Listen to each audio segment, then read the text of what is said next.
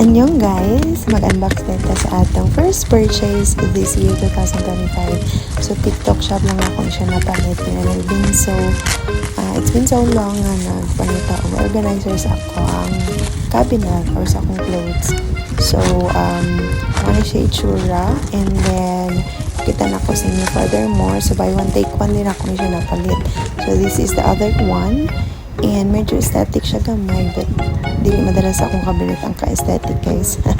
So i-fit na ko ni siya, and then nga na ang ihang forma kay since nga na man siya maigo sa akong cabinet. So kahoy ra gud akong cabinet guys, but mas nindot man gud siya ma-organize ang imuhang clothes. So nga na siya ha, 6 to 7 ako ang nabutangan ng mga pants by column. So that's it, namilo na ta, and then I'm so happy with my organizer.